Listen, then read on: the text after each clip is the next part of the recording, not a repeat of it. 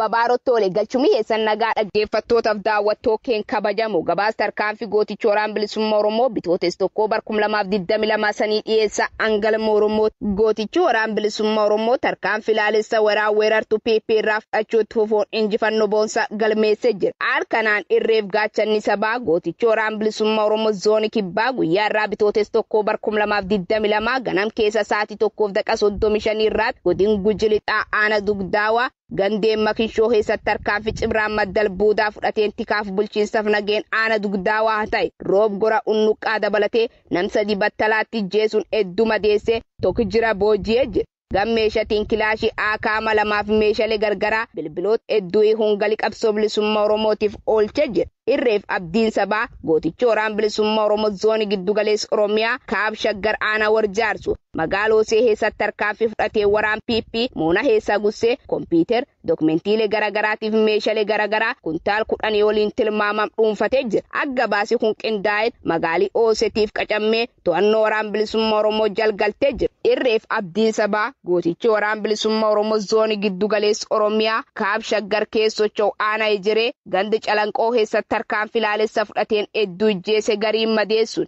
meeshaa isnaapper lamaaf bireeni tokko duddiinaa irraa hungali qabsoo bilisummaa Oromootiif oolchee jira. Tarkaanfiin gootichi waraana bilisummaa Oromoo fudhate ag bilisummaaf walabummaa Oromiyaa itti fufu injifannoon uummata Oromoof horaa bulaa deebana. Hayyee meeshaaleen kun dookimentii garaagaraa mootummaan PP waggoota dheeraa fi godina Shawaa Kaabaa magaalaa Qacammee fi Oosee keessatti itti fayyadamaa ture. Kaampii diinaa barbadeessine kaleessa galgala lola gaggeeffameen kaampii diinaa guutumaan guutuutti barbadeessine meeshaalee fi dookimentii garaagaraa kompiitaroota waggaa dheeraaf mootummaan PP itti fayyadamaa ture sanadoota garaagaraa faana to'annoo waraana bilisummaa Oromoo jala galchinee jirra jechaadha. Gabaasa gumaacha gooticha waraana bilisummaa Oromoo dinagdeen jabeessuuf taasifame kan bitooteessa tokko bara 2022 isiniif dhiyeessaa annadi Oromoo sabboontotni ilmaan Oromoo reefii gaachan uummata Oromoo dinagdeen tinnisuuf gumaacha taasisan jabeessanitti fufanii jiru. Haaluma kanaan gareen waboo utubuun of utubuudha jedhu biyya Suudaan magaalaa Kaartum irraa qarshii Impaayera Itoophiyaa 24,320 gooticha waraana bilisummaa Oromoof gumaacha taasisanii jiru jechuun gabaasa jajaa olaanaan dhaabaa waboo irratti biyyoolessa Oromiyaa qaqqabsiisaniin beekuun danda'amee jira. Nutis galanni keessan bilisummaa haa ta'uutiin jan horaa bulaa deebanaa injifannoon uummata Oromooti. Wallagga Bahaa Ona Gobbuu Sayyoo keessatti waraanni sirna PP hojjettoota mootummaa 50 ol hidhuun dararaa jiraachuun dhaga'ame. Jaalni Moonaa Faayisaa waan qindeeffate qaba. Mootummaan sirna PP seera kabajamuuf lallabaa oolu ofii kabajuu hin dandeenye hojjettoota mootummaa godina Wallagga Bahaa Ona Gobbuu Sayyoo magaalaa Aannoo irraa qabee osoo mana murtiitti hin dhiyeessin buufata poolisii aanichaatti dararaa jira. Ona Gobbuu Sayyoo magaalaa Aannoo keessa baatii lamaan dura muddee 17/2021 badii tokko malee hojjettoota mootummaa 50 ol ta'an waajjira isaaniitii kan qabaman yoo ta'u waraanni sirnichaa hanga yoona mana murtiitti osoo hin dhiyeessin jiraachuu jiraattonni har'aata biyyoolessa Oromiyaaf gabaasaniiru.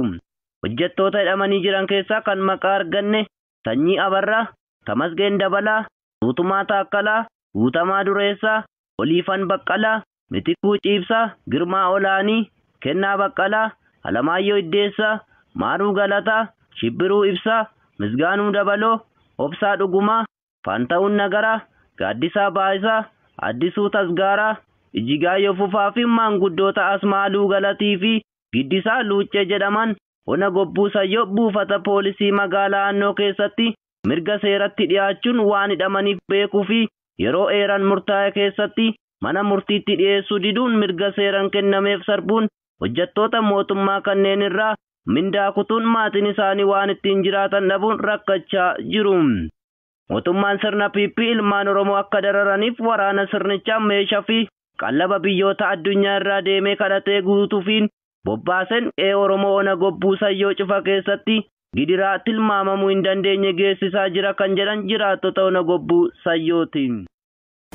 Mootummaan sirna PP godina Bahaa Shaggar Ona Boosatti ganda siifaa battee ni barbadeessina jechuun uummatni ofiin akka buqqa'u gochaa jiraachuun dhaga'ame. Dabalata isaa Jaaldaandii Elemoo akka itti aanutti dhiyeessa.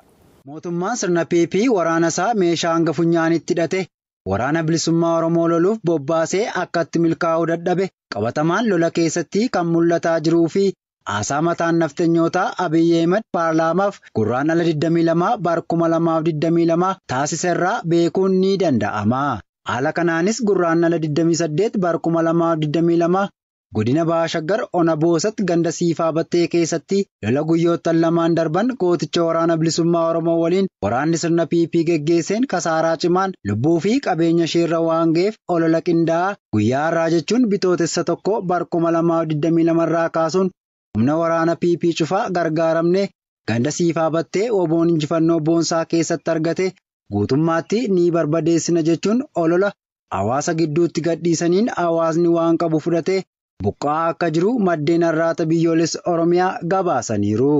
Lola dadhabee olola facaasuun uummata shororkeessuun amala mootummaa maafiyaa PP ta'uun kan beekamu yoo ta'u, olola ta'ee jedhamee uummata dalagaa isaa irraa jeequun jireenya isaanii harkaa bittinneessuuf mootummichi gochaa jiru jireenya qonnaan bultootaa haalaan akka miidhu beekamaadha.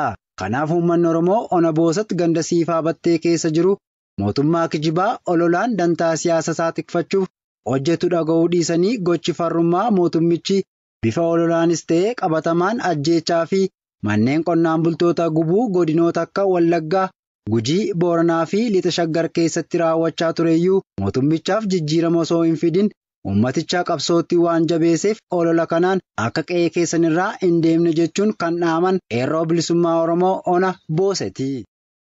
Godina Lixa Wallaggaa Ona Laaloo Assaabii keessatti mootummaan PP nama dhoksaadhaan ukkaamsanii dhabamsiisaa jiraachuun barame.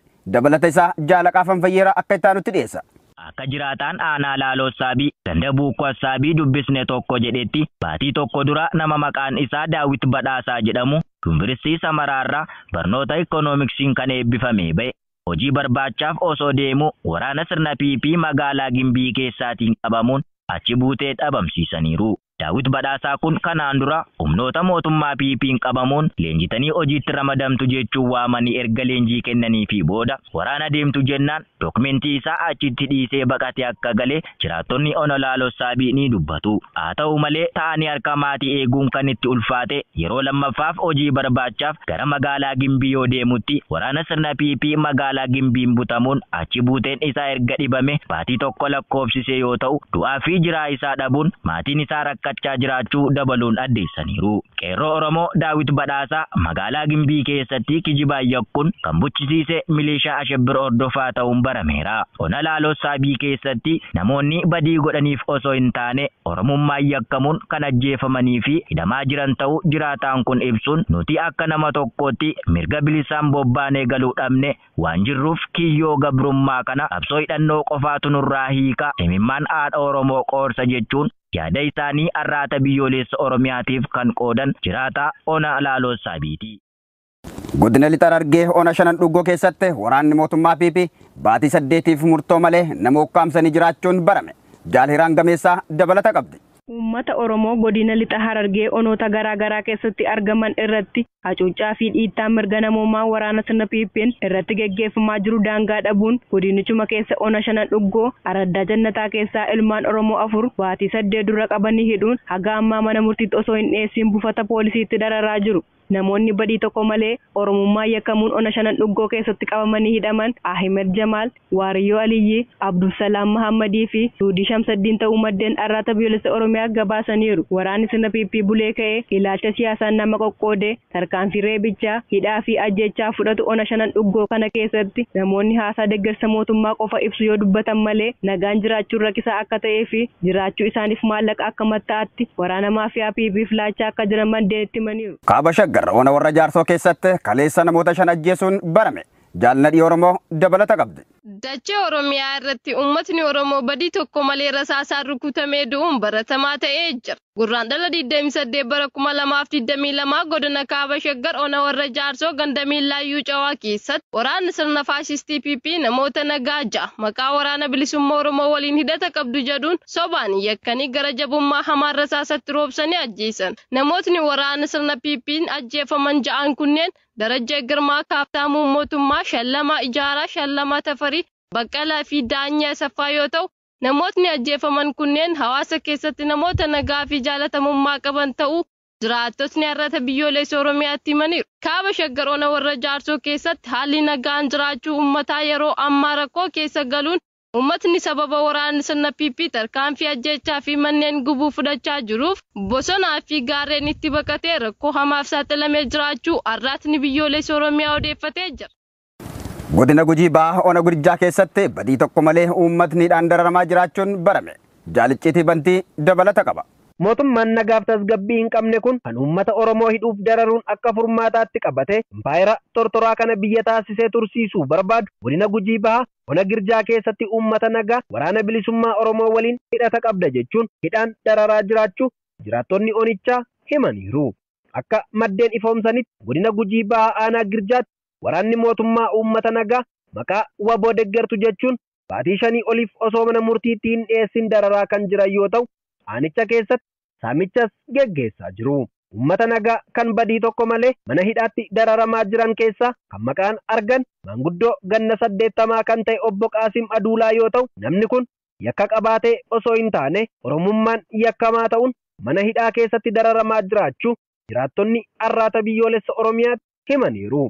Mootummaan sirna PP hundeen irraa raafamaa jiru kun ijaaree mootummaa jabaa ta'ee as ba'uuf waraana isaa bobbaasee maanguddoota daa'immanii fi shamarran osoo hin jedhin badii tokko malee hidhaa fi ajjechaa irratti geggeessaa waan jiruuf uummanni Oromoo oromummaa isaa dachee kana irratti hambisuuf yeroo inni itti daran of ijaaruun mootummaa farra oromummaa ta'e kana dura dhaabbatu ammadha jechuun kan dhaammatan qeerroo bilisummaa Oromoo godina Gujii Bahaa Ona Girjaati. Godina Horroo Guduruu Wallaggaa aanaa Jimmaa Gannatii ganda guddattuu Gannatii keessatti waraanni PP dargaggoo tokko ajjeese.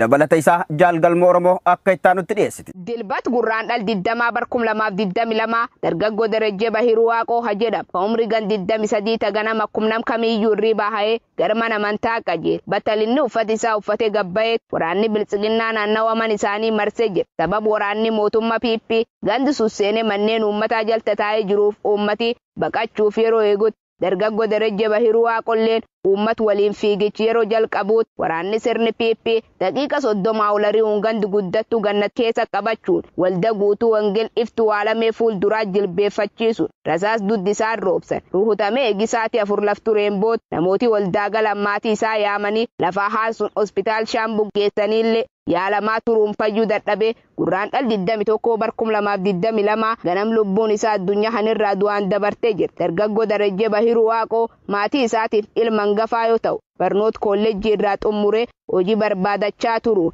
maatii isaatti oomisha sassaabuun ammaannan maatii gargaaruuf qa'ee dhaloota isaa deebi'uu maddeen har'atti biyyoolessa Oromiyaa jiraattota aanaa Jimmaa Gannatii gandu guddattuu Gannat dubbisuun ifoomsanii jiran.